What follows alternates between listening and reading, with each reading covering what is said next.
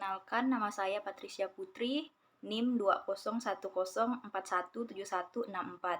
kelas A2 Manajemen, mata kuliah Manajemen Pemasaran 2. Di sini saya akan mempresentasikan mengenai menciptakan ekuitas merek.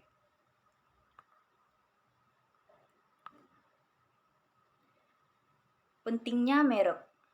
Inti merek yang berhasil adalah produk atau jasa yang hebat didukung oleh perencanaan yang sesama, sejumlah komitmen jangka panjang dan pemasaran yang dirancang dan dijalan secara kreatif.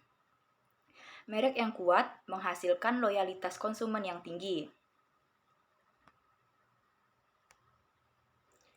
Ketika seseorang sudah lekat dengan merek, maka seseorang akan loyalitas atau mengulang pembelian tersebut. Contohnya, ketika kita membeli sebuah produk skincare dengan merek, kita sebut saja S, dan setelah kita merasa cocok dengan merek tersebut, maka di kemudian hari kita pun tetap mengulang pembelian produk tersebut. Selanjutnya ada pengertian merek, yaitu nama, istilah, tanda, lambang, desain, atau kombinasi yang dimaksudkan untuk mengidentifikasikan barang atau jasa dari salah satu penjual atau kelompok penjual dan mendiferensiasikan mereka dari para pesaing. Diferensiasi dapat bersifat yang pertama, fungsional, rasional, atau nyata, yaitu berhubungan dengan kinerja produk dari merek. Yang kedua, simbolis, emosional, atau tidak nyata, yaitu berhubungan dengan apa yang direpresentasikan merek. Peran merek yang pertama ada peran merek bagi konsumen. Peran merek bagi konsumen yaitu yang pertama, mengidentifikasikan sumber dan memungkinkan konsumen menuntut tanggung jawab atas kinerja. Yang kedua, menyederhanakan pengambilan keputusan dan mengurangi resiko. Selanjutnya, peran merek bagi perusahaan, yaitu yang pertama, menyederhanakan penanganan dan penelusuran produk. Yang kedua, membantu mengatur catatan persediaan dan akuntansi. Yang ketiga, perlindungan hukum untuk fitur atau aspek unik produk. Dan yang keempat, loyalitas yang memberikan tingkat permintaan yang aman serta ketersediaan membayar lebih mengamankan keunggulan kompetitif. Selanjutnya yaitu ada ruang lingkup penetapan merek. Yang pertama, penetapan merek atau branding, yaitu kegiatan memberikan kekuatan merek kepada produk dan jasa dan menciptakan perbedaan antar produk kepada konsumen, serta menjelaskan siapa produk tersebut dan membantu konsumen mengatur pengetahuannya tentang produk sehingga bisa mengambil keputusan pembelian. Yang kedua ada penetapan merek memberikan nilai pada perusahaan.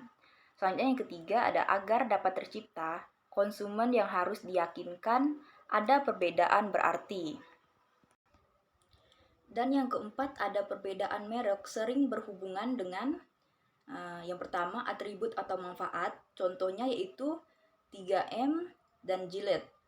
Selanjutnya ada sarana yang tidak berhubungan langsung dengan produk atau emosi, contohnya seperti Gucci, LV, serta Chanel. Mendefinisikan ekuitas merek. Ekuitas merek atau brand equity adalah nilai tambah yang diberikan pada produk jasa, dan ekuitas merek dapat tercermin dalam cara konsumen berpikir, merasa, dan bertindak dalam hubungannya dengan merek, dan juga harga, pangsa pasar, dan profitabilitas yang diberikan merek bagi perusahaan. Ekuitas merek berbasis pelanggan, yaitu pengaruh diferensial yang dimiliki pengetahuan mereka atas respon konsumen terhadap pemasaran mereka tersebut. Terdapat juga pengetahuan merek, yaitu semua pikiran, perasaan, citra, pengalaman, keyakinan, serta nilai-nilai yang berhubungan dengan merek. Ekuitas merek contoh. Contoh ekuitas merek adalah ketika kita melihat gambar atau logo seperti ini, kita langsung tahu bahwa ini yaitu brand atau merek dari Chanel, dan gambar di sebelahnya yaitu Prada. Chanel yaitu merek pada pakaian, parfum, serta produk pada fashion lainnya. Dan Prada yaitu seperti yang kita lihat pada PowerPoint tersebut, yaitu terdapat brand ambasadornya. Yang brand ambasador Prada ini yaitu Jung Jae-hyun, yang dimana Jae-hyun ini adalah idol atau aktor dari Korea Selatan yang sangat terkenal saat ini. Jadi ketika kita mendengar merek Prada tersebut, maka pikiran kita langsung tahu kalau brand atau merek Prada ini, brand ambasadornya yaitu seorang aktor atau idol asal Korea Selatan, yaitu Jung Jae-hyun ini. Jadi dengan mudah membuat kita yakin ingin membeli brand tersebut. Apalagi kalau brand ambasadornya tersebut adalah idol atau aktor yang kita idolakan saat ini. Elemen merek. Elemen merek adalah alat pemberi nama dagang yang mengidentifikasikan dan mendiferensiasikan merek, yaitu logo atau lambang, karakter, slogan lagu, dan lain-lain. Kriteria pilihan elemen merek. Yang pertama dapat diingat, yang kedua berarti, yang ketiga dapat disukai, yang keempat dapat ditransfer, yang kelima dapat disesuaikan, dan yang keenam dapat dilindungi. Merancang pemasaran holistik.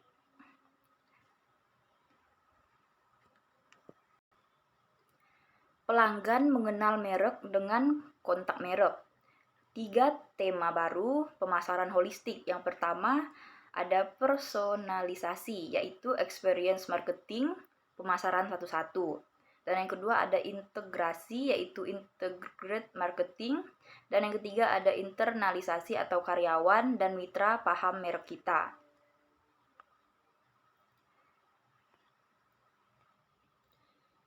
Pengelola ekuitas merek. Pengelola merek yang efektif merupakan tindakan jangka panjang. Terdapat penguatan merek, contohnya seperti Pepsodent, Coca-Cola, serta produk-produk lainnya. Dan selanjutnya ada produk, manfaat, dan pemenuhan kebutuhan, yaitu bagaimana merek membuat produk lebih unggul. Selanjutnya ada revitalisasi merek. Harley Davidson, perubahan positioning karena perubahan selera dan preferensi konsumen, pesaing dan teknologi baru, dan perkembangan lain. Terdapat 3 strategi penetapan merek. Yang pertama, mengembangkan elemen merek baru untuk produk baru. Yang kedua, ada penerapan beberapa elemen merek yang sudah ada, yaitu perluasan lini dan perluasan kategori. Selanjutnya yang ketiga, menggunakan kombinasi elemen merek baru dan yang sudah ada. Keputusan penetapan merek. Ada 4 strategi umum dalam penetapan merek. Yang pertama, nama individual. Yang kedua, nama keluarga selimut. Yang ketiga, nama keluarga terpisah untuk semua produk. Dan yang keempat, nama korporat ditambah nama individual. Perluasan merek. Perluasan merek ini memiliki keunggulan dan kekurangan, yang dimana keunggulannya yaitu yang pertama meningkatkan peluang keberhasilan produk baru, dan yang kedua yaitu efek umpan balik yang positif. Dan kekurangannya, yang pertama dilusi merek, yang kedua ada kanibalisasi merek induk, dan yang ketiga kehilangan peluang menciptakan merek baru dengan citra unik dan ekuitasnya sendiri. Baik, sekianlah presentasi saya mengenai merek. Atas perhatiannya saya ucapkan terima kasih.